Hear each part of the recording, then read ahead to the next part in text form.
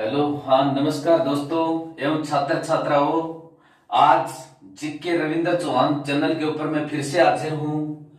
आज का अपना टॉपिक है राजस्थान के इतिहासकार पार्ट 3। राजस्थान के इतिहासकार पार्ट 3। पीछे की कक्षाओं में लॉकडाउन के दौरान में राजस्थान का ज्योग्राफी, राजस्थान की कला संस्कृति चैनल के ऊपर लगभग डाल दी है मैंने। उससे संबंधित कंपटीशन में जो पूछे गए प्रश्न है छोटी से बड़ी परीक्षाओं में, वो भी साथ के साथ डाल दिए हैं। अब आज राजस्थान का इतिहास नए सिरे से चालू है। तो राजस्थान के इतिहास में सबसे जो पहला टॉपिक अपना वो राजस्थान के इतिहास को लिखने वाले आदमी यानी राजस्थान के इतिहासकार पीछे की 2 कक्षाओं में 2 पार्टों में प्रमुख हो गए थे। अब और कौन कौन से बचे हैं राजस्थान के इतिहासकार, अब आज की कक्षा में वो चलेंगे और उनके ऊपर क्या प्रश्न बनते हैं वो सारे के सारे। किसी भी कंपटीशन में, राजस्थान की छोटी सी बड़ी कंपटीशन में कोई भी प्रश्न इससे बाहर नहीं जाएगा जो मैंने चैनल के ऊपर डाला है, जहां तक मेरा अनुभव है। अब देखो, आज का पहला इतिहासकार है doctor LP टेसीटेरी। Doctor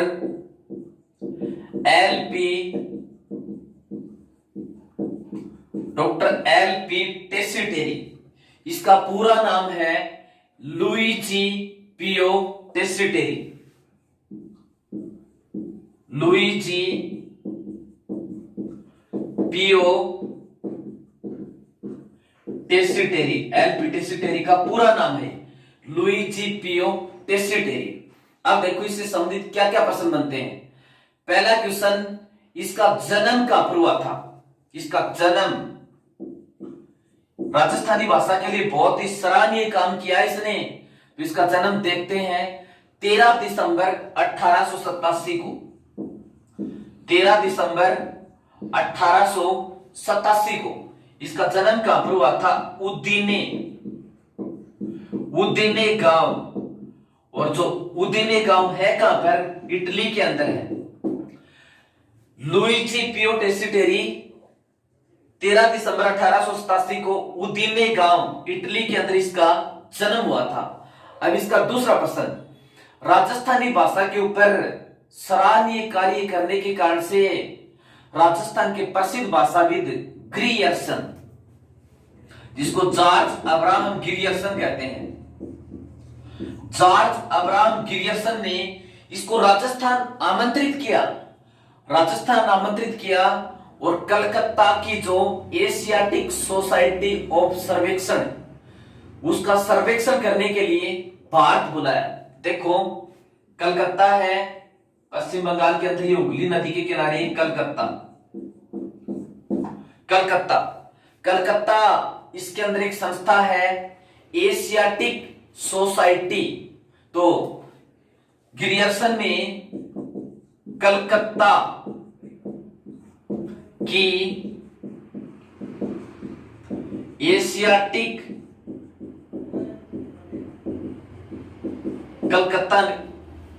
Asiatic society का सर्वेक्षण व संग्रह करने का कार्य सौंपा।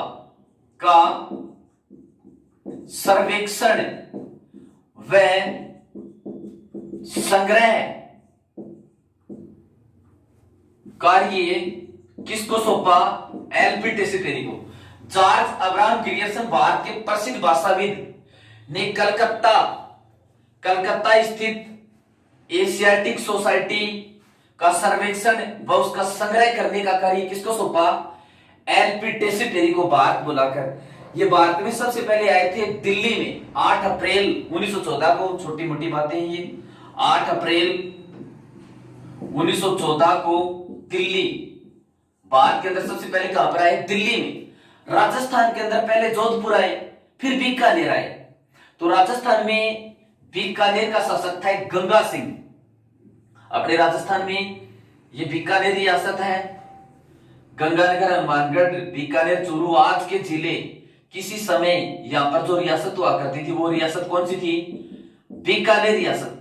तो बीकानेर का शासक था गंगा सिंह। गंगा सिंह ने एलपी टेसिटेरी, इस लुइजी पियो टेसिटेरी को एक काम सौंपा। क्या काम सौंपा? चारण साहित्य का सर्वेक्षण व संग्रह का कार्य किसको सौंपा? एलपी टेसिटेरी को। तो प्रश्न यहां पर क्या बनता है? गंगा सिंह ने चारण साहित्य का, गंगा सिंह ने चारण साहित्य का संग्रह एवं सर्वेक्षण का कार्य किसे सौंपा? तो इसका उत्तर क्या होगा? एलपी टेसिटेरी। एलपी टेसिटेरी, इसने इसको क्या जिम्मेदारी दी? गंगा सिंह ने चारण साहित्य का संग्रह और उसका सर्वेक्षण करने का कार्य सौंपा। यानी चारणों ने क्या क्या लिखा है उसका आप संग्रह करो, उसका सर्वेक्षण करो। ठीक है। अब देखो फिर एलपी टेसिटेरी ने जो पुस्तकें लिखी, वो सबसे पहले इसने पुस्तक लिखी राजस्थान में चारण साहित्य व ऐतिहासिक सर्वेक्षण। इसकी पुस्तक राजस्थान में चारण साहित्य व ऐतिहासिक सर्वे, राजस्थान में चारण साहित्य व ऐतिहासिक सर्वे। फिर इसने दूसरी पुस्तक लिखी पश्चिमी राजस्थानी का व्याकरण।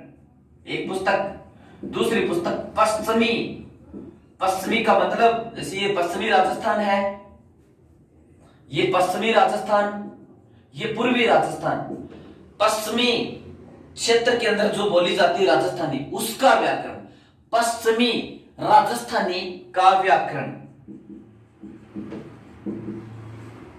पश्चिमी राजस्थानी का व्याकरण। यानी पश्चिमी क्षेत्र है यहां पर जो राजस्थानी बोली जाती है उसका व्याकरण, पश्चिमी राजस्थानी का व्याकरण। ठीक है। अब इसने जोधपुर का था एक रामकरण आसोपा, उसके निर्देशन में काम किया। प्रश्न पूछे ये एलपी टेसिटेरी का शिक्षक, क्योंकि विदेशी था ये, किसके निर्देशन में काम किया? का शिक्षक या निर्देशक, एक ही मतलब है। तो इसका निर्देशक कौन था? रामकरण आसोपा। रामकरण आसोपा जिसने संस्कृत भाषा में राजस्थान का इतिहास लिखा था, और ये रामकरण आसोपा जोधपुर का था। अब एलपी टेसिटेरी से संबंधित और क्या प्रश्न बनते हैं? बीकानेर के अंदर इसने एक म्यूजियम की स्थापना की, बीकानेर के अंदर एक पार्क की स्थापना की जिसको टेसिटेरी पार्क भी कहते हैं। इस बेचारे की मृत्यु राजस्थानी भाषा के ऊपर शोध करते करते इटली का था, लेकिन राजस्थान के अंदर ही हो गई। तो इसकी मृत्यु 22 नवंबर 1919 को, मृत्यु 22 नवंबर 1919 को बीकानेर में। इतना समर्पित था राजस्थानी भाषा के प्रति, इसकी मृत्यु भी कहां पर हो गई? बीकानेर में हो गई। तो लुइजी पियो टेसिटेरी 13 दिसंबर 1887 को राजस्थान के, ये 13 दिसंबर 1887 को उदिन्ने गांव इटली में जन्म हुआ। जॉर्ज अब्राहम गिरियर्सन ने कलकत्ता स्थित एशियाटिक सोसाइटी का सर्वेक्षण व संग्रह करने का कार्य किसको सौंपा? एलपी टेसिटेरी को। 8 अप्रैल 1914 को दिल्ली में आए। बीकानेर के शासक गंगा सिंह ने चारण साहित्य का संग्रह व सर्वेक्षण करने का कार्य किसको सौंपा? एलपी टेसिटेरी। राजस्थान में चारण साहित्य व ऐतिहासिक सर्वे, इसकी पहली पुस्तक पश्चिमी राजस्थानी का व्याकरण, यह भी इसकी पुस्तक है। और एलपी टेसिटेरी का निर्देशक या शिक्षक कौन था? रामकरण आसोपा, मारवाड़ जोधपुर का था। अब देखो अगला इतिहासकार रामनाथ रत्नू, इसके ऊपर 2-3 प्रश्न बनते हैं, ज्यादा नहीं बनते। रामनाथ रत्नू,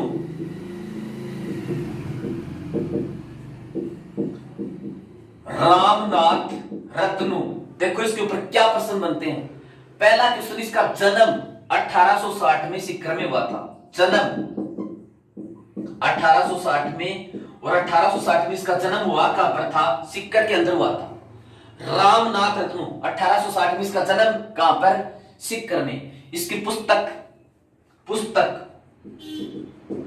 राजस्थान का इतिहास, यानी इसने भी राजस्थान के इतिहास नाम से एक पुस्तक लिखी। राजस्थान का इतिहास के लेखक रामनाथ रत्नू का जन्म 1860 में कहां पर हुआ था? शेखावाटी के सीकर में। इसके ऊपर ज्यादा प्रश्न नहीं बनते। अगला इतिहासकार जगदीश सिंह गहलोत। जगदीश सिंह गहलोत, जगदीश सिंह गहलोत, इसके ऊपर देखो, ये भी एक इतिहासकार हैं। इसका जन्म 1903 को हुआ था। पहला क्वेश्चन, इसका जन्म कब हुआ था? 1903 में इसका जन्म हुआ था। फिर इसने राजस्थान का संपूर्ण इतिहास 3 खंडों में लिखा। तो अगला प्रश्न इसके ऊपर क्या हो गया? 3 खंडों में राजस्थान का संपूर्ण इतिहास लिखा। जगदीश सिंह गहलोत, 1903 में इसका जन्म, राजस्थान का इतिहास इसने कितने खंडों में लिखा? 3 खंडों में राजस्थान का इतिहास लिखा। अब देखो, इसका पहला खंड कब प्रकाशित हुआ था? यानी प्रथम खंड प्रकाशित ये हुआ था 1937 में। जगदीश सिंह गहलोत द्वारा संपूर्ण राजस्थान का इतिहास 3 खंडों में प्रकाशित किया गया, लिखा गया। इसका पहला खंड प्रकाशित हुआ था, कब हुआ था? 1937 में। अब देखो, पहले खंड में किसकी जानकारी मिलती है? गुहिल, मेवाड़ के शासक, यादव, करौली के शासकों की, और भाटी, जैसलमेर के शासकों की जानकारी मिलती है। गुहिल, मेवाड़ का वंश, यादव, करौली का वंश, भाटी, जैसलमेर के शासकों का उल्लेख इस पहले खंड में है। फिर दूसरा खंड, ये दूसरा खंड प्रकाशित कब हुआ था? 1960 में। दूसरा खंड प्रकाशित हुआ था 1960 में प्रकाशित हुआ था। इसके अंदर किसका उल्लेख मिलता है? इसके अंदर ये कछवा, अलवर के नरुक्का शासकों का उल्लेख मिलता है। कछवा वंश, जयपुर का कछवा वंश व अलवर के नरुक्का का उल्लेख किस खंड में मिलता है? दूसरे खंड में मिलता है। फिर इसका तीसरा खंड प्रकाशित किया था इसके पुत्र ने, यानी इसके तीसरे खंड को, ये इसकी इतिहास लेखन को पूर्ण किसने किया था? पूर्ण किया था इसके पुत्र सुखवीर सिंह ने। इसकी मृत्यु हो गई थी, पूर्ण किया था इसके पुत्र सुखवीर सिंह ने इसके तीसरे खंड को पूर्ण किया था। तो जगदीश सिंह गहलोत, 1903 में इसका जन्म हुआ था। राजस्थान के इतिहास को 3 खंडों के अंदर इसने लिखा। अगला महत्वपूर्ण इतिहासकार है डॉक्टर दशरथ शर्मा।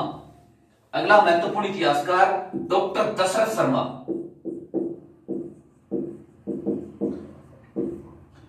डॉक्टर दशरथ शर्मा, देखो डॉक्टर दशरथ शर्मा, इसके ऊपर प्रश्न क्या क्या बनते हैं? इसका पहला क्वेश्चन, इसका जन्म 1903 में हुआ था, इसका जन्म भी, और कहां पर हुआ था? चूरू में। डॉक्टर दशरथ शर्मा, ये इंपॉर्टेंट है। और डॉक्टर दशरथ शर्मा, इसका जन्म कहां पर हुआ था? चूरू में। और चूरू में कब हुआ था? 1903 के अंदर। डॉक्टर दशरथ शर्मा, इसने भी राजस्थान की कई वस्तुओं के ऊपर टिप्पणी की है, इससे संबंधित प्रश्न पूछते हैं। डॉक्टर दशरथ शर्मा का जन्म 1903 में कहां पर हुआ था? चूरू में। देखो इसके ऊपर प्रश्न क्या क्या बनते हैं। इसने 1945 में बीकानेर के अंदर एक संस्था की स्थापना की थी। उस संस्था का नाम शार्दुल राजस्थानी रिसर्च इंस्टीट्यूट। तो 1945 में बीकानेर में शार्दुल रिसर्च इंस्टीट्यूट की स्थापना की। बीकानेर के महाराजा शार्दुल सिंह के नाम से 1945 में बीकानेर में शार्दुल रिसर्च इंस्टीट्यूट की स्थापना किसने की थी? डॉक्टर दशरथ शर्मा ने और खुद इसके अध्यक्ष बने। अब इसकी पुस्तक कौन सी है? इसकी पुस्तक कौन कौन सी है? Early Chauhan dynasty, early Chauhan dynasty किसकी पुस्तक है? डॉक्टर दशरथ शर्मा की। डॉक्टर दशरथ शर्मा जिसका जन्म 1903 में चूरू में हुआ था, 1945 में इसने बीकानेर के अंदर शार्दुल रिसर्च इंस्टीट्यूट की स्थापना की थी। और इसकी पुस्तक कौन कौन सी है? Early Chauhan dynasty. दूसरी इसकी महत्वपूर्ण पुस्तक सम्राट पृथ्वीराज चौहान तृतीय और उनका युग। इसकी दूसरी पुस्तक सम्राट पृथ्वीराज चौहान तृतीय वह उनका युग। सम्राट पृथ्वीराज चौहान तृतीय वह उनका युग। इसकी तीसरी पुस्तक Rajasthan through the ages, Rajasthan through the ages, Rajasthan through the ages. इसकी अगली पुस्तक lectures on Rajput history and culture, lectures on Rajput history and culture, lectures on Rajput history and culture इसकी अगली पुस्तक है। तो देखो डॉक्टर दशरथ शर्मा, इसका जन्म 1903 में चूरू में, 1945 में बीकानेर के अंदर शार्दुल रिसर्च इंस्टीट्यूट की स्थापना की थी।